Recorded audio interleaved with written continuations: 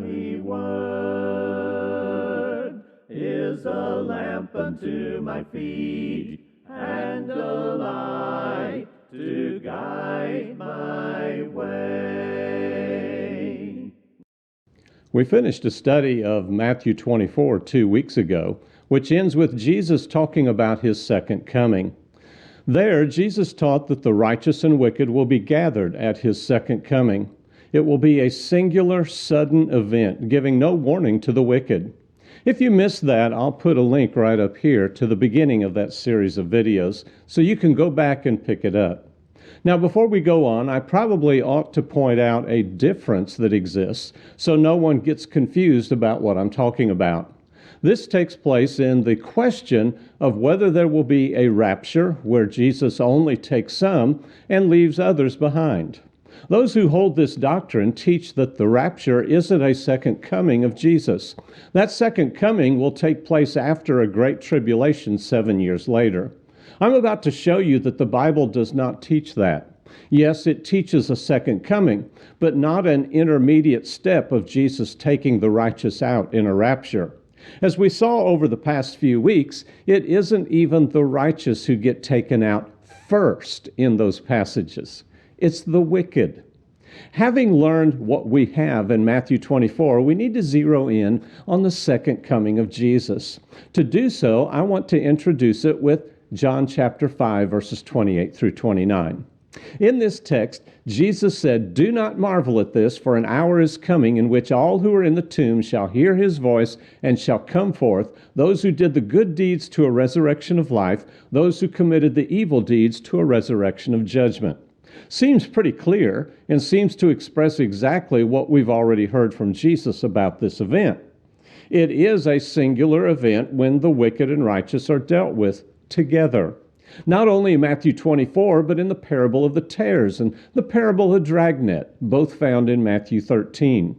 Some, however, want to explain John 5 as an hour that consists of a long period of time. The word hour can be used of a time longer than 60 minutes. While the word hour is used literally far more often, it can refer to a period of time. It is used of a period of time in 1 Thessalonians 2:17, where Paul wrote, "But we, brethren, having been bereft of you for a short while, in person, not in spirit, were all the more eager with great desire to see your face."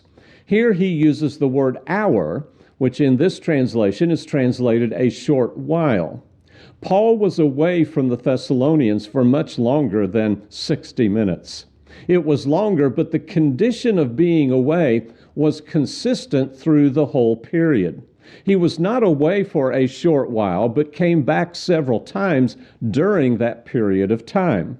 Paul said, "For though I caused you sorrow by my letter, I do not regret it, though I did regret it. For I see that letter caused you sorrow, though only for a while." 2 Corinthians 7:8.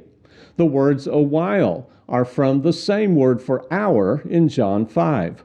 When Paul spoke of causing the Corinthians sorrow for an hour or a while, it was only true while the sorrow was in progress.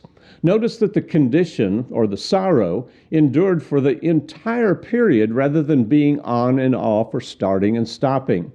Associating this use to resurrection separated by over 1,000 years is a misuse of the word hour.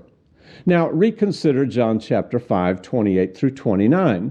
"Do not marvel at this, for an hour is coming in which all who are in the tomb shall hear his voice, and shall come forth, those who did the good deeds to a resurrection of life, those who committed the evil deeds to a resurrection of judgment." This is not a period of time or a resurrection program, as some would call it. Jesus is referring to an event. That event is coming at an hour. Hour expresses the timing of it, not the duration of it. That hour will contain the resurrection of the good and evil, and do so consistently through that period. This is what has been called the general resurrection, and is certainly the truth of the matter. Well, join me for our next video as we take a look at a text frequently used to teach the rapture. What does it really say about the second coming of Jesus?